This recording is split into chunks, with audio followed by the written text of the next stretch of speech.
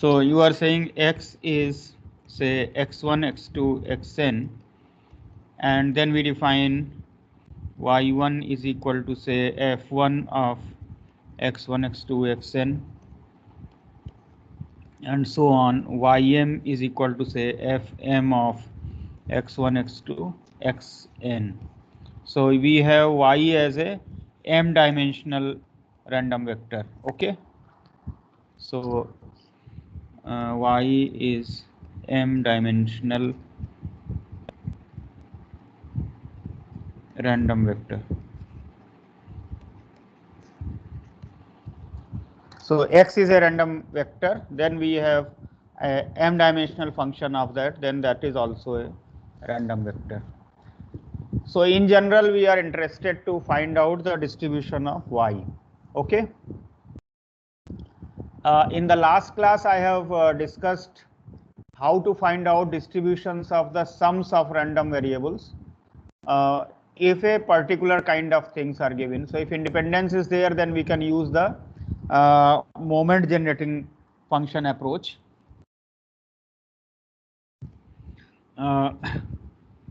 For specific types of functions,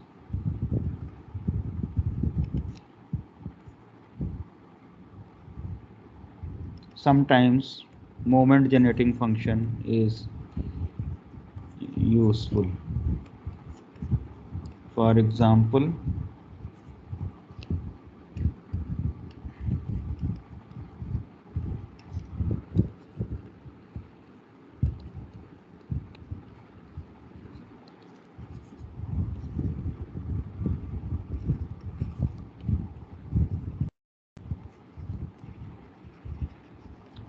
in finding out distributions of sums of independent random variables, because we have seen that the distribution, the MGF of the sum is equal to product of the MGFs if the random variables are independent. Okay, so let me take up one example here.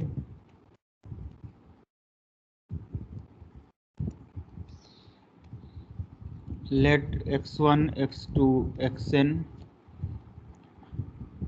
follow normal mu sigma square. Okay,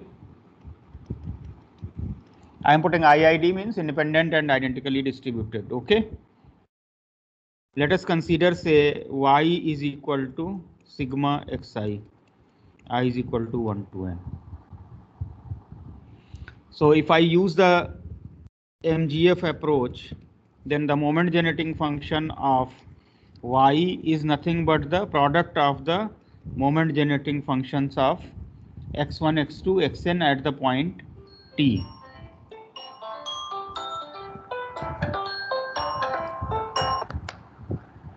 Hello.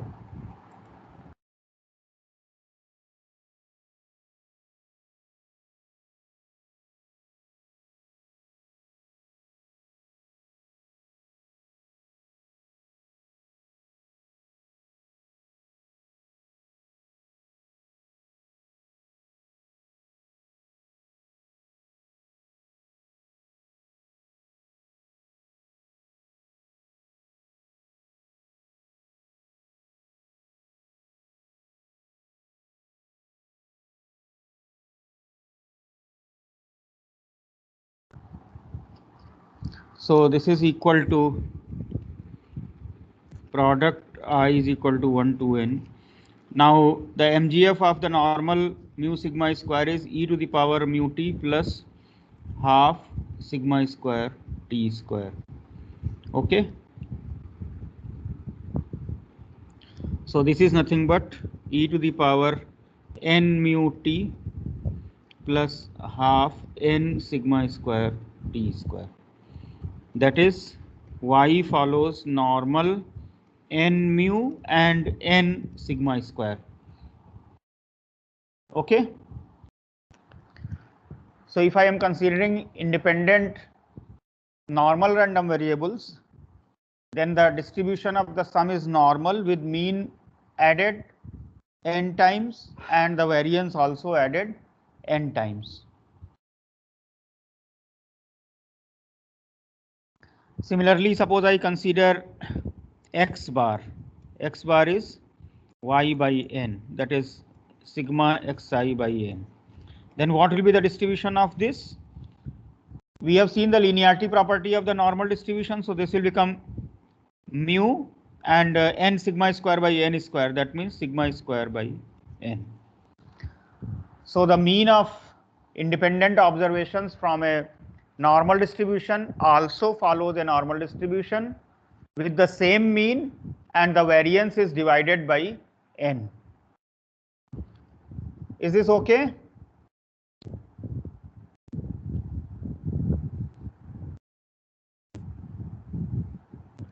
Is this statement clear? Yes, sir. Okay. So MGF approach is useful. For example, in the last class, I have given the linearity property of the normal distribution, the linearity property of the bivariate normal distribution. So in all those cases, the MGF is used for proving all those statements. However, if you have different kind of functions, then MGF approach may not always be useful. So in those cases, so if you have discrete case, then we may have to use a direct probability mass function approach. Or if we are dealing with the continuous random variables, then we have to use a transformation of the PDF approach. Like you have seen in the case of one variable, a similar thing is there for the case of more than one variable also. So let us take, say, one example. If random variables are discrete, we may have to use probability mass function directly to derive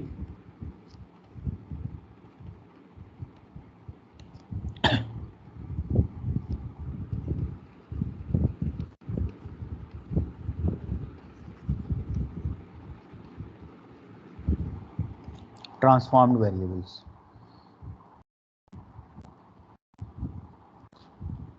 So let us take one exercise.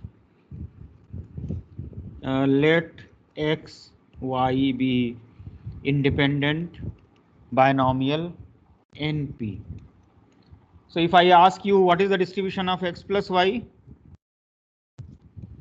you have seen the additive property of the binomial distribution, then it will become binomial 2NP.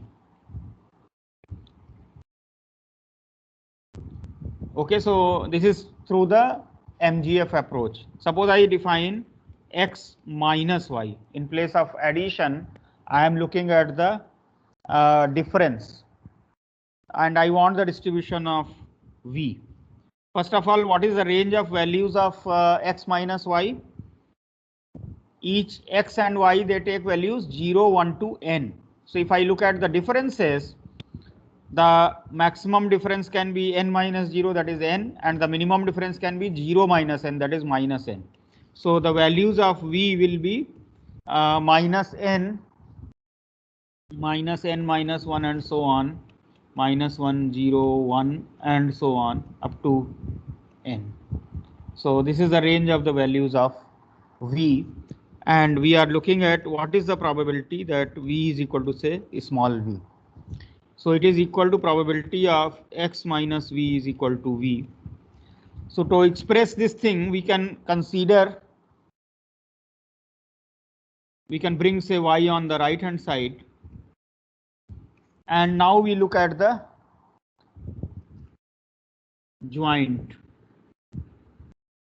So this is equal to probability of x is equal to v plus, say, y, and y is equal to small y, where y is from 0 to n. Now, because of the independence, this joint probability can become the product of these probabilities.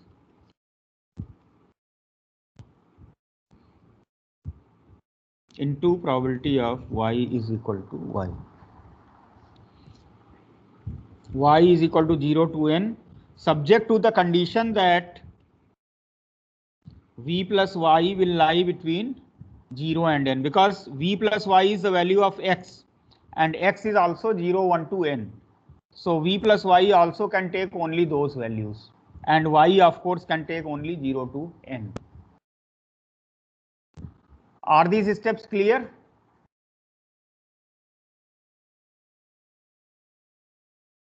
Yes, sir. So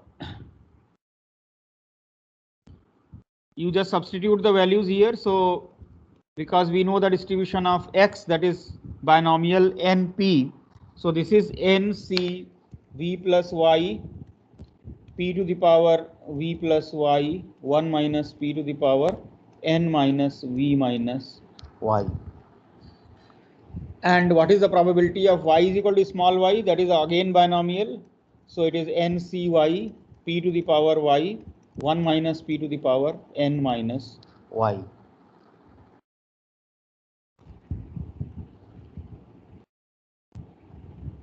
So that is equal to, of course we can merge these terms, nc v plus y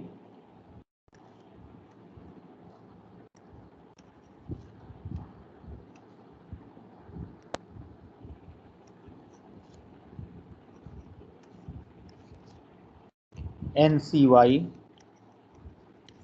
p to the power v plus 2y and 1 minus p to the power 2n minus v minus 2y.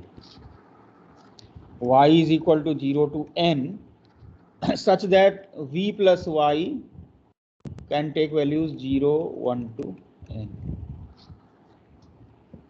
in order that these notations are valid.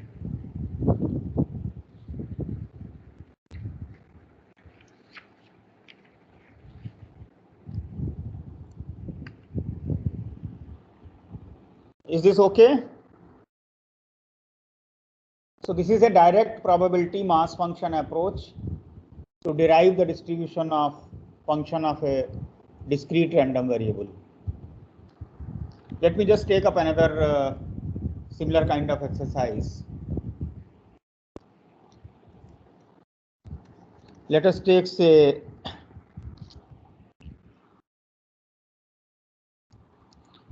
u is equal to, say, x divided by y plus 1 and v is equal to, say, y plus 1. I want to find out the joint distribution of u and v. Okay, what is the joint distribution?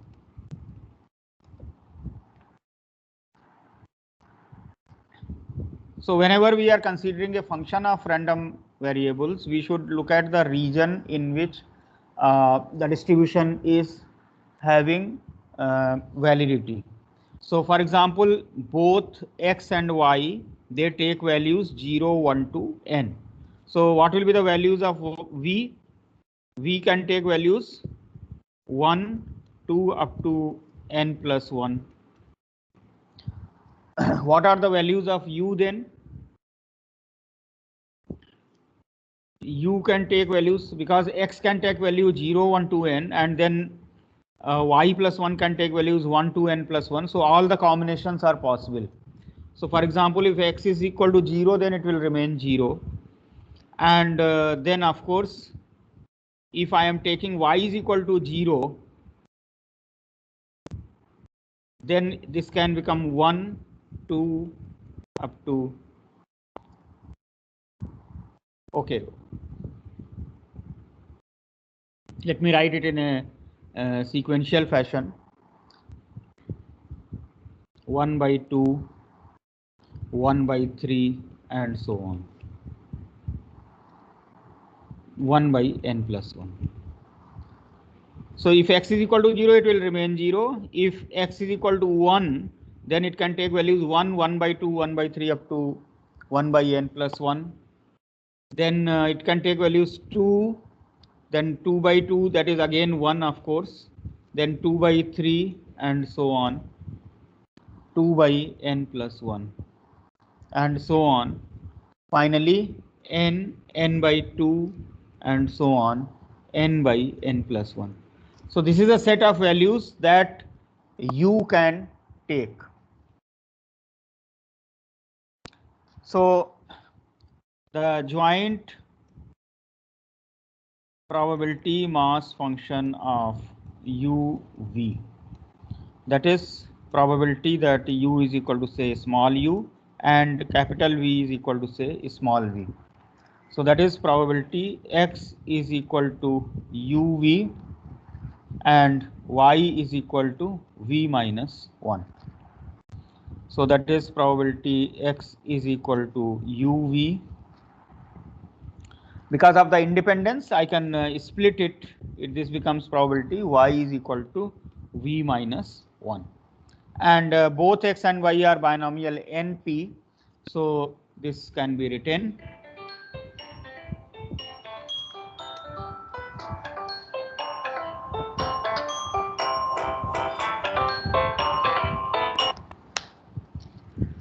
hello.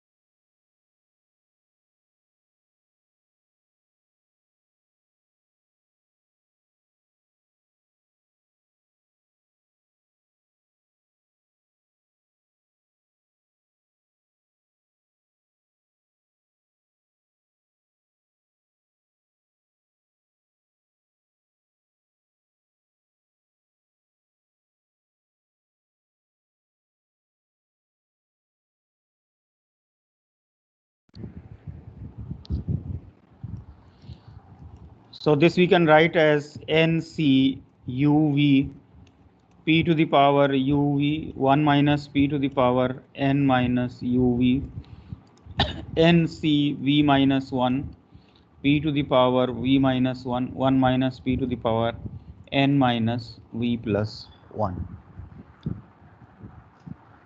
And I have already written the range of u and v, so that is there. So is this example clear? This is a direct PMF approach.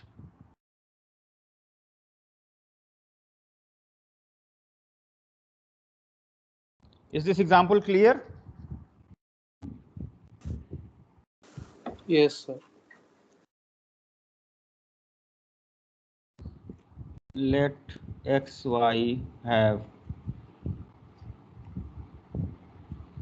joint PMF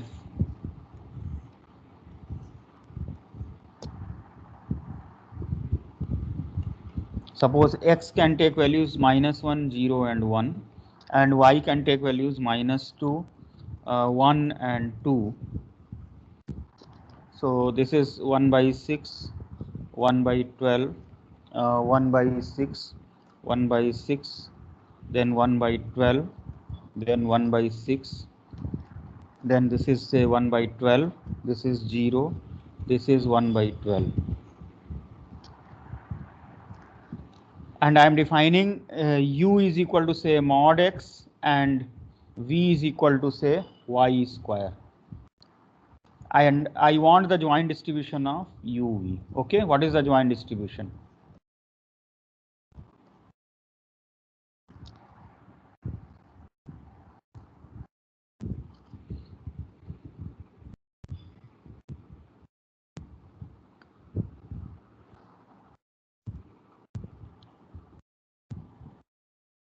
So can you tell me the answer here?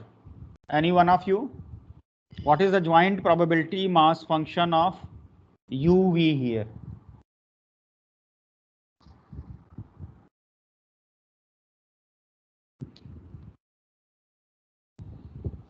U can take values 0 and 1 and V can take values 1 and 4.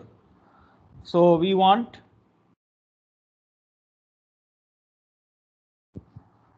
if I put say U is here and V is here, then this is 0 1 and this is 1 4. What is the probability that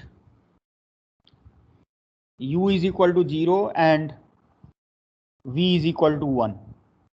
So that is the same as the probability that x is equal to 0 and y is equal to 1. So that is 1 by 12. Similarly, what is the probability that u is equal to 1, v is equal to 1? That is probability u is equal to -1 and y is equal to 1, and u is equal to x is equal to +1 and y is equal to +1. So if you sum these things, 1 by 6 plus 1 by 6, that is so you are looking at -1 1, that is 1 by 6, and +1 1, that is 1 by 6. So that is becoming 1 by 3. Similarly, what is the probability u is equal to 0, v is equal to 4? That is x is equal to 0 and y is equal to -2, and x is equal to 0 and y is equal to +2. So that is 1 by 12 plus 0, that is again 1 by 12. And then what is the probability that u is equal to 1, v is equal to 1? So here you will have 4 combinations. X is equal to -1, y is equal to -2, that is 1 by 6, and then x equal to -1 and y is equal to 2, that is 1 by 12, and then you have x is equal to 1 and y is equal to -2, that is again 1 by 6, and then you have x equal to 1 and y is equal to 2, that is again 1 by 12. So it becomes 1 by 3 plus 1 by 6, that is 1 by 2. So this is the joint probability mass function of u and v. Is that clear? Yes, sir. Let me take up one direct CDF approach also.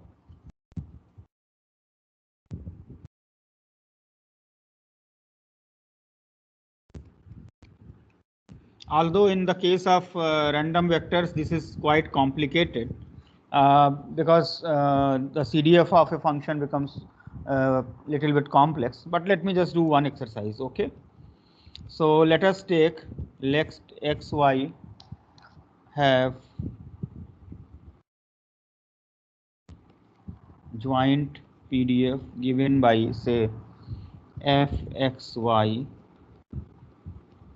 that is equal to 1 plus xy divided by 4 mod x less than 1 and mod y less than 1. It is 0 elsewhere.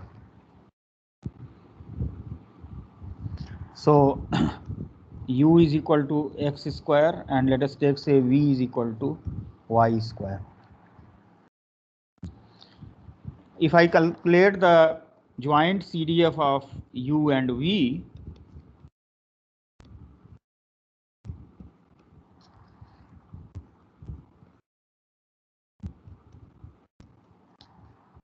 probability of u is less than or equal to u, v less than or equal to v.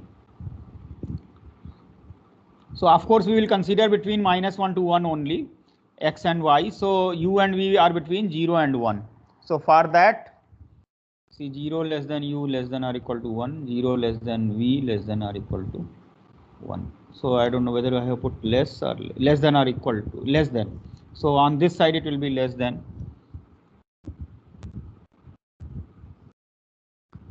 and this side it will become okay. So then this is nothing but probability of minus square root u less than x less than or equal to root u, and this is minus v less than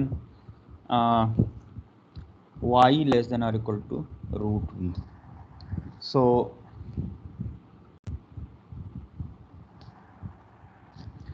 this can be calculated from the joint distribution, that is 1 plus xy divided by 4. X is integrated from minus root u to plus root u, and y is also integrated from minus root v to plus root v. So you can just check it, it is nothing but root u into root v. So we have the joint CDF, and from here I can calculate the joint PDF by differentiating with respect to u and v respectively.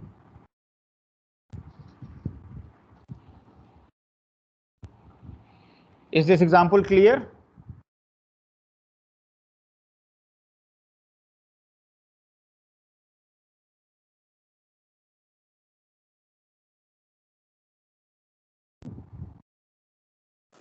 Yes, sir.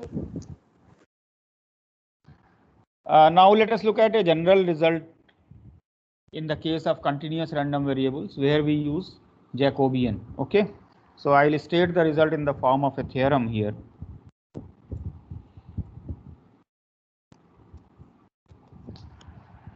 Let x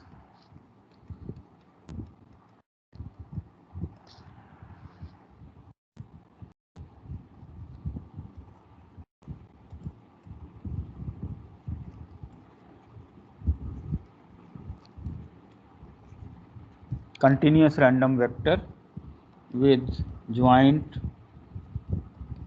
PDF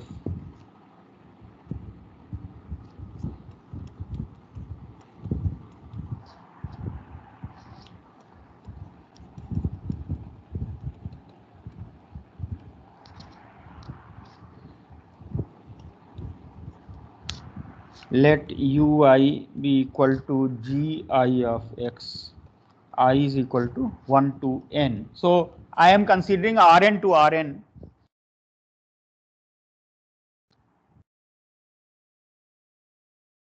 And this u that is equal to u1, u2, un be a function from Rn to Rn.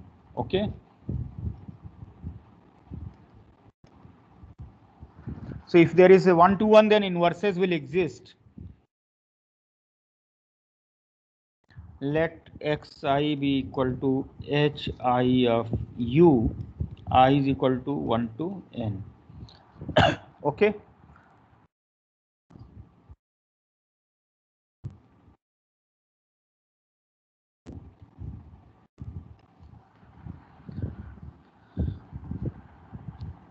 We assume the continuity of the function.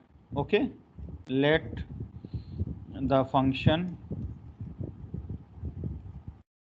and inverse both be continuous. Okay,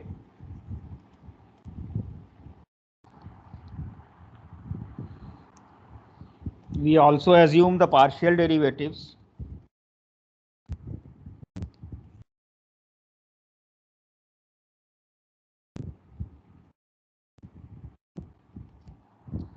Del xi by del uj, ij is equal to 1 to n.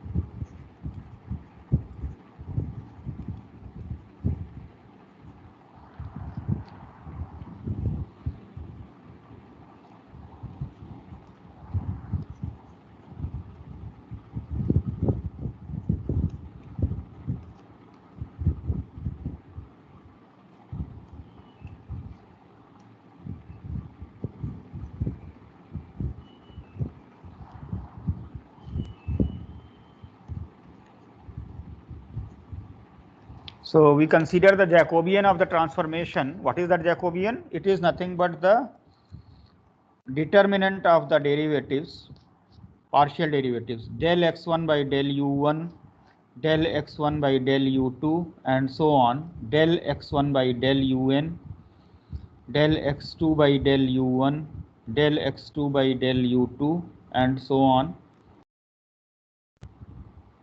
and so on, del xn by del u1, del xn by del u2, and so on, del xn by del un. We assume that this Jacobian is non-zero. Okay, suppose this does not vanish. Okay, in the range of the transformation.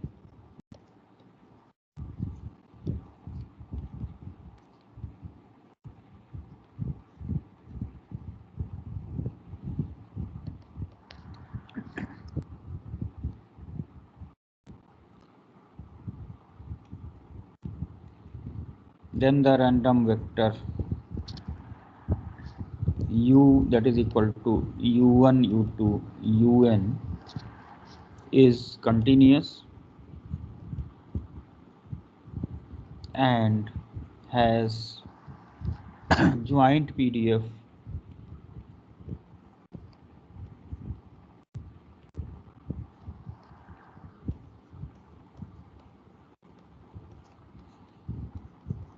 In place of x1, we put the inverse function h1u and so on. In place of xn, I put inverse function hnu and multiply by the absolute value of the Jacobian.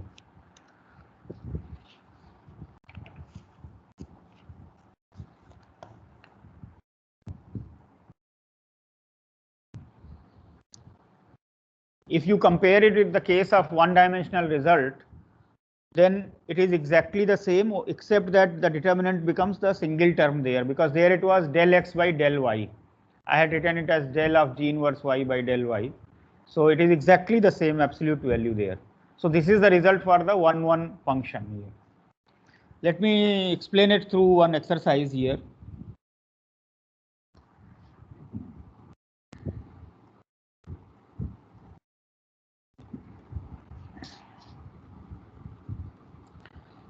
So let us take, let x1, x2, x3 be IID, independent and identically distributed exponential random variables with lambda is equal to 1. Okay.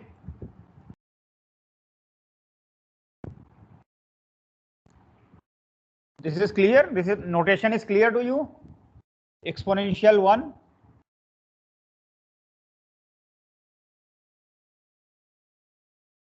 Is the notation clear? Yes, sir. So the joint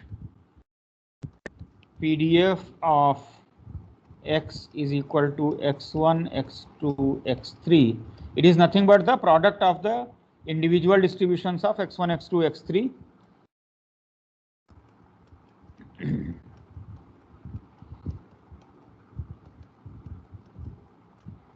So it is e to the power minus x1, e to the power minus x2, e to the power minus x3,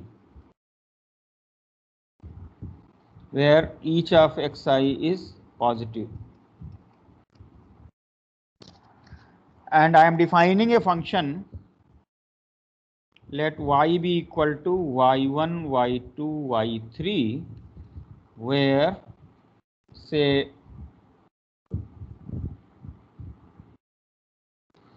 y1 is equal to x1 plus x2 plus x3, y2 is say x1 plus x2 by x1 plus x2 plus x3, and y3 is say x1 divided by x1 plus x2.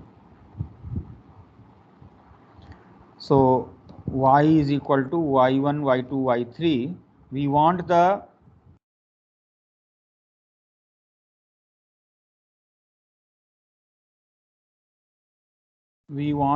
joint PDF of y and marginal PDFs of y1, y2, y3. Okay.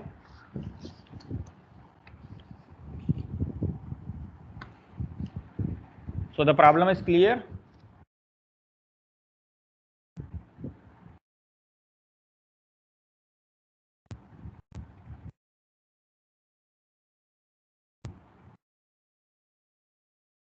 Is the problem statement clear?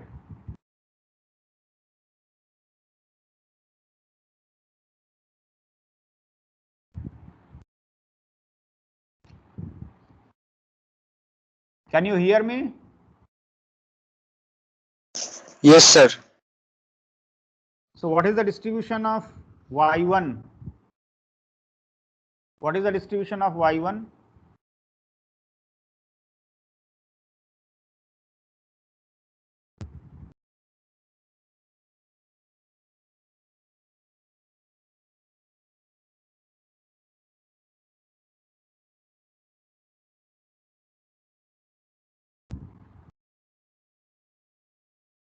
Can you tell me the distribution of y1?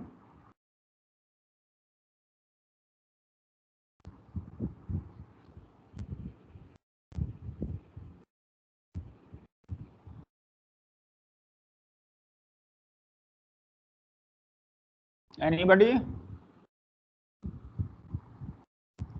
because y1 is the sum of independent random variables. So for the sum we already have the MGF approach. Sum of independent exponential was gamma, isn't it? That we have already done. Anyway, let us do the direct approach using this theorem that we have given. So let us look at the inverse transformation here. So the inverse transformation you can calculate. X1 is equal to y1, y2, y3. X2 is equal to y1, y2, y minus y1, y2, y3. So I can write it as like this, and x3 is y1 into 1 minus y2, y1 minus y1, y2. So I can write it as y1 into 1 minus y2. What are the ranges of these variables? y1 is positive, y2 will lie between 0 and 1, and y3 will also lie between 0 and 1, because exponential variables are non-negative, that is positive variables. Therefore, from the structure you can understand this is the range here. So Jacobian, that is del x1 by del y1, del x1 by del y2, del x1 by del y3, del x2 by del y1, del x2 by del y2, del x2 by del y3, and then you have del x1 by del x3 by del y1, del x3 by del y2, del x3 by del y3. So that is equal to y2, y3, then y1, y3, and then y1, y2, then y2 into 1 minus y3, y1 into 1 minus y2, minus y1, y2, and this is 1 minus y2, minus y1, and 0. So this is a simple determinant, you can calculate it, it is minus y1 square y2. So the joint distribution of y1, y2, y3 is obtained by the formula that I gave. That means in the joint PDF of x, you just substitute inverse functions and multiply by the absolute value of the Jacobian. So the joint PDF of y is given by y1 square y2 into e to the power minus y1, where y1 is positive, y2 is between 0 and 1, and y3 is between 0 and 1. So this is a joint PDF of y1, y2, y3. From here we can calculate the marginal distributions. For example, if I integrate with respect to y3, the marginal joint PDF of y1, y2. See, in this integrand actually there is no y3 here, so if I integrate from 0 to 1 I will get 1 itself. So the joint PDF of y1, y2, that will be simply same term.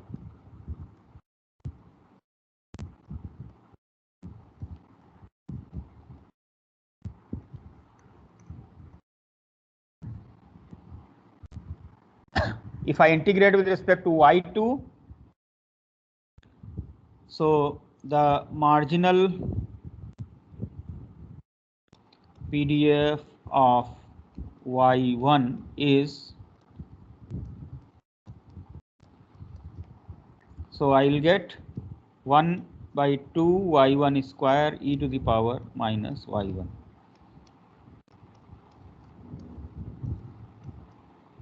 Which is of course gamma distribution with parameter r is equal to 3 and lambda is equal to 1. Okay, because the sum of independent exponentials with the same lambda is the gamma r lambda that we have done earlier in the last class. Is that okay?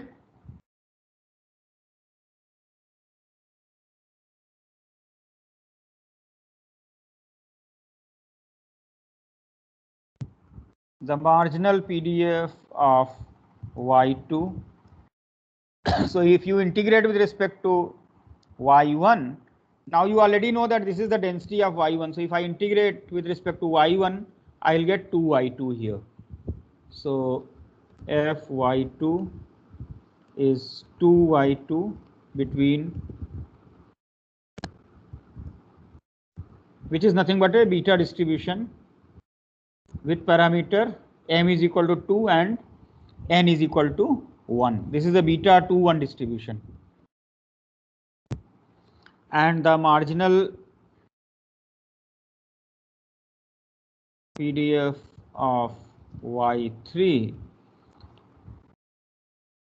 because the marginal of PDF of y1 y2 is this, so if I integrate with respect to y1 and y2, I'll get 1 only. So this is nothing but y3, that is 1,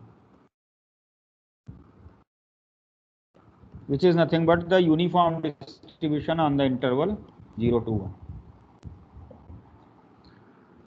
Since you are getting the joint distribution is equal to product of the marginals, therefore we conclude that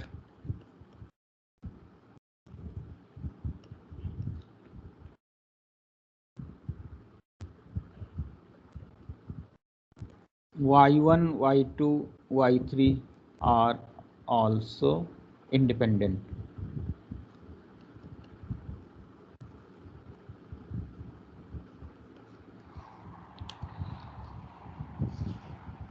Is that clear?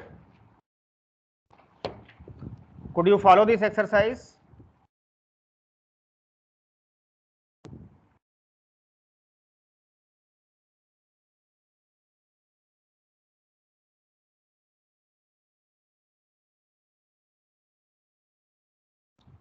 I don't get any response from the students. So are you following or not following? Yes, sir. Okay. So let us take another exercise. Okay. Let x, y follow independent and identically distributed, say, uniform 0, 1 random variables. And let us define, say, u is equal to, say, x plus y and v is equal to x minus y. So find joint and marginal PDFs of u and v. Okay. Again, it is a similar kind of exercise. So what is the joint PDF of x, y? From there I have to calculate. The joint PDF of x, y is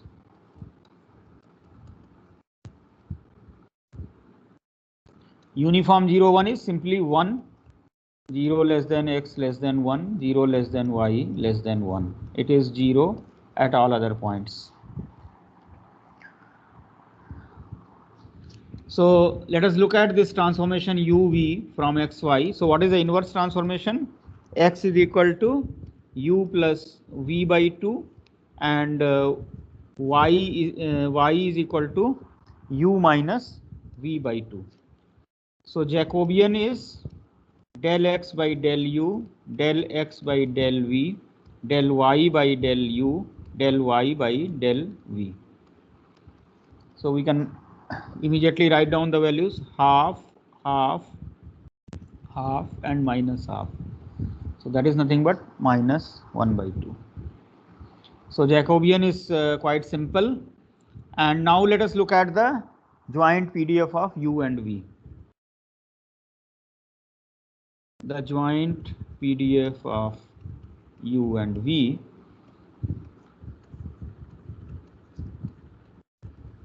it is obtained from the distribution of xy, that is constant here, so that is 1 multiplied by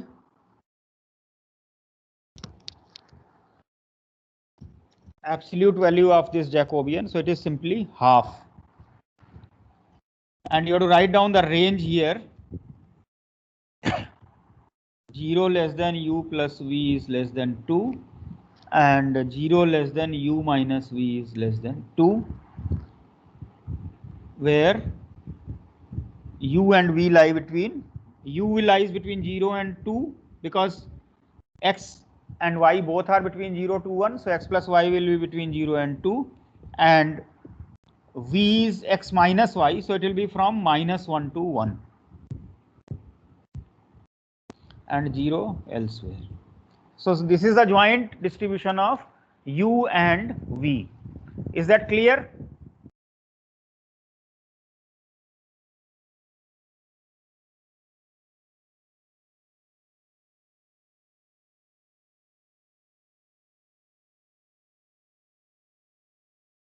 Okay, let me ask, I can see some names here. Mayank Patidar. Are you there? Mayank Patidar.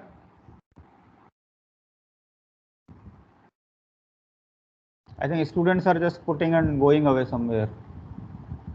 I can see another name, Yashvi Jain.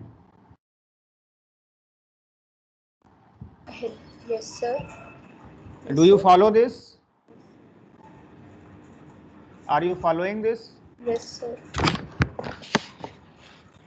Okay. So suppose I am considering now the marginal distribution of u and marginal of v. Okay. So in order to get the marginal distribution of u,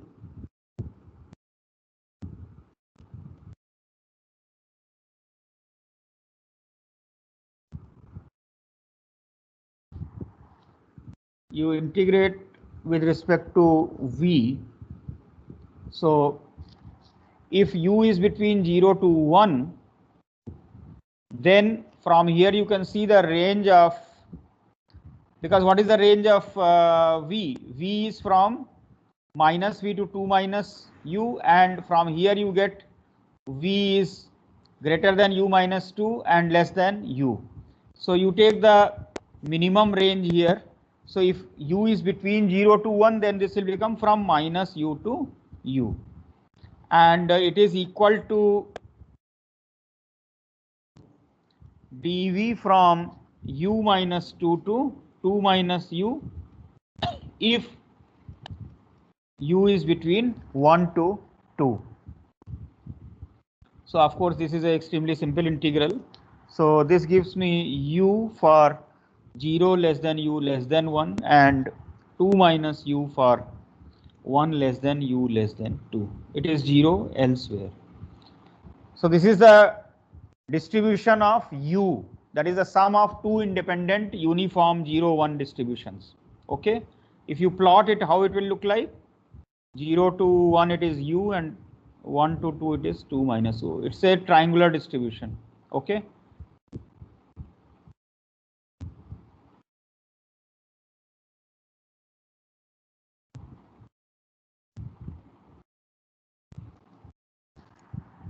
Is this clear? The marginal distribution of u? Yes, sir. In a similar way, you can consider the, we can find out the marginal distribution of v also. The marginal PDF of v.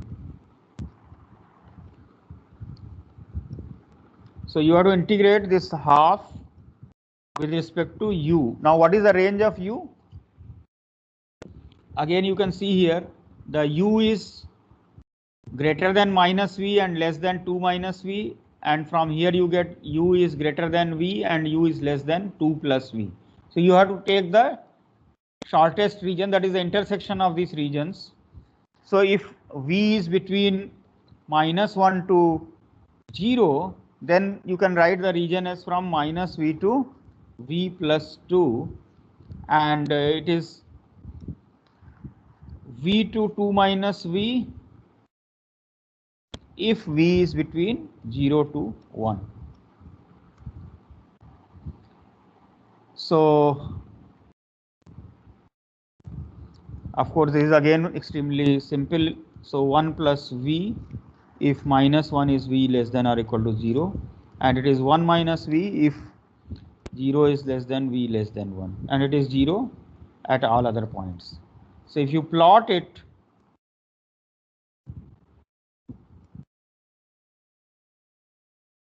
so this is v and this is fv. So minus 1 to 0 it is 1 plus v, and then from 0 to 1 it is 1 minus v. So minus 1, 1, 1, 0. Again it is a triangular distribution. So what we have established here is that the sum and difference of two independent uniform random variables have triangular distributions.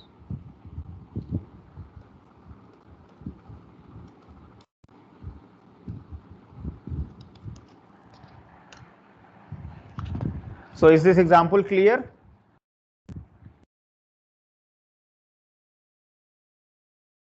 Yes, sir. So this is the case of one-to-one functions, but you may have many-one function also. So like in the case of one variable, what we did in the case of one variable, when we had a many-one function, then we split the region into independent disjoint regions, such that in each region you have a one-to-one mapping, and then you calculate the density in each region and you sum them. So you get the joint PDF of the many-one functions also. A similar result is true for this random vectors also. So if I have a n-dimensional to n-dimension several random variables, then we consider this many-one functions and we split into disjoint regions and apply the same methodology. I will state the formal result in the next class, because now the class is almost time is almost over, so I will stop at this point. Okay, and I have given the syllabus in the chat box. You can see it is based on the joint distributions and the transformations, etc.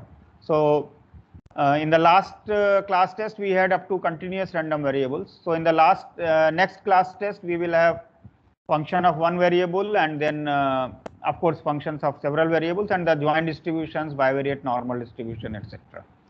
I'll be posting certain assignments maybe today and tomorrow, okay, based on these things. Okay, so I'll stop the class at this point.